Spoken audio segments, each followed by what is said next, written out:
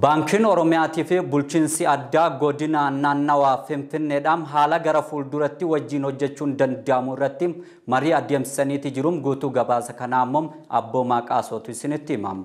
Guyyaa har'aa baankiin Oromiyaadhaan akkaataa damee qonnaa guddisuu fi hojii uumtotaa jajjabeessuu irratti hoggantootaa fi bulchiinsa godina addaa naannawaa Finfinnee waliin mari'ataniitti jiru. Baankiin Oromiyaadhaan damee qonnaa fi hojii uumtotaa jajjabeessuudhaaf akkasumas Oromiyaa keessatti shoora dinagdee olaanaas baankii baataa jirudha. Marii guyyaa har'aa kana irratti itti gaafatamaan gabaa fi michooma baankii Oromiyaadhaan obbo Balaayi Baayisaadhaan Baankiin Oromiyaadhaan qabeenya uummata Oromootiin imala isaa waggoota 13 keessatti uummanni Oromoodhaan tajaajila liqii birraa bilisaa dabalatee tajaajila hunda galeessaa sochii dinagdee isaa cimsuu fi hojjechaa tureetti jira ammas hojjechaa jiraniitti jiru. Dabalataanis kaayyoon marii har'aa sammuu uummata keenya akkamiin gama dinagdeetti akka ceessuuf nurratti kan mari'atanis ta'us kaasaniitti jiru. Inni kaayyoon guddaan uummata keenya dinagdeedha. Akkamitti cimsinu akkamitti wala hubanne hojjennu wanjuu sanarratti kan kaayeffateedha. Basically hojiin kun akkuma beektan naannoon Finfinnee handhuura Oromooti jenna yeroo baay'ee. Kanaafuu handhuura Oromoo ta'uu ishee immoo dinagdeedhaan hojii cimsine malee siyaasni qofa yookiin immoo hawaasummaa keenya akkamitti cimsinu tokkicha dinagdeedha jennee yaadna. Kanaafuu dinagdeedhaan akkamitti utubuu dandeenya qotee bulaa naannoo kana jiru, daldaltoota naannoo kana jiru, hojjettoota mootummaa naannoo kana jiran akkamitti waliin hojjechuu dandeenya, akkamitti dinagdeedhaan isaan cimsuu dandeenya, dhiyeessii maallaqaa akkamitti dhiyeessuu dandeenya jedhu san isarratti waliin mari'achuudhaaf yaadameeti jechuudha. Dabalataanis gara fuulduraatti baankiin Oromiyaadhaan hojii hubannoo uumuu kana cimsee akka babal'isuus obbo Balaayi Baayisaadhaan nuuf kaasaniitti jiru. Hojiin akkanaa kun baankiin keenya gafuma uumame irraa kaasee kallattii garaagaraan hojii akkanaa hojjechaa jira. Amma immoo karaa adda ta'een istiraatiijii haaraatiin waan akka baankitti entrepreneurship development kan jedhu yuunitii dhaabne gorsa kan kennu biizines pilaanii hojjechuu akka danda'an leenjii kan kennu akkasumas hojii dhabdoota hojii kalaquu akka danda'an kan godhu kutaadhaan hundeessee hojjechaa kan jiru. I think akkuma biyyattiittu bank is the first bank.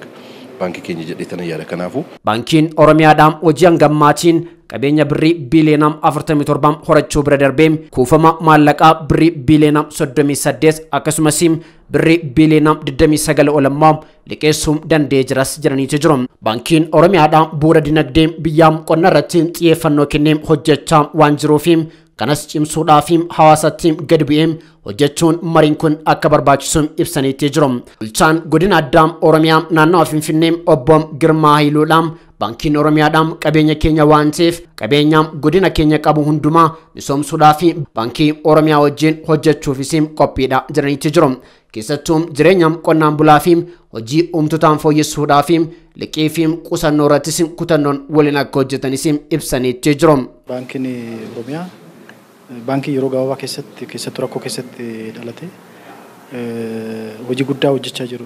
Really hojii seena qabeessa hojjechaa jiru.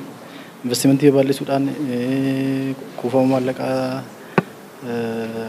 sirreessuudhaan qusannaa liqii kennuudhaan keessattuu uummata miidhame dandamachiisuu keessatti hojii guddaadha kan hojjechaa jiru. Investimentiin biyya kanaas akka babal'atu namni carraa hojii akka argatu industiriin akka babal'atu hojii guddaadha kan isaan hojjechaa jiran. Kanaaf mariin guyyaa har'aas akkamitti potenshaala qabnu carraa qabnu baankii kana waliin keessattuu qusannaa irratti liqii irratti akkamitti waliin hojjenna. Isaanis qonna irratti akkamitti qonnaan bulaa deeggaruu danda'anii keessattuu yeroo ammaa qonna guddisuudhaaf qonna keenya ammayyeessuudhaaf gara ammayyaatti ceessuudhaaf mootummaan hojii adda addaa hojii guddaa hojjechaa jira. Kanaaf baankii kana waliin akkamitti hojii qonnaa babal'isna, liqiis akkamitti cimsina, qusannaas akkamitti cimsina kan jedhu kanarratti marii gaggeessinee marii baay'ee milkaa'aadha kan ture. Hawaasni rakkinaa gama liqii fudhachuuf qabu irratti mudatan irratti akkaataa hojimaata baankii ittiin sirreessamuu danda'amuu fi qonnaan bulaan mala salphaateen liqii fudhachuu danda'u irratti hojjetaa jiraachuus kaasanitti jiru. Qonnaan bulaan liqeeffachuudhaaf maal guutuu qaba kan jedhu siistemni jira. Isa immoo warri baankii approach isaanii sirreessuu akka danda'an.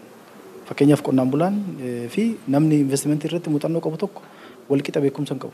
Hawaasni godina addaa naannoo Finfinnee osoo carraan hundi jirum fayyadamoo ta'uu dhabanii duubatti kan hafanii fi uummatni akka hin baranne taasifamaa turuurraa kan ka'ee fi kan hambisuudhaaf ammoo bal'inaan hojjechaa jiraachuu bulchaan godina addaa Oromiyaa naannoo Finfinnee obbo Girmaa Hiiluudhaan kaasanitti jiru. Uummanni keenya itti boo'e waa'ee godina addaa Finfinnee dabalatee bakka uummanni keenya itti cabe. Amma nu isa keessatti bu'aa ba'uu barbaannu tootaal isa seenafteechisnee uummata keenya fuulduratti fudhannee bahuutu nurra jiraata.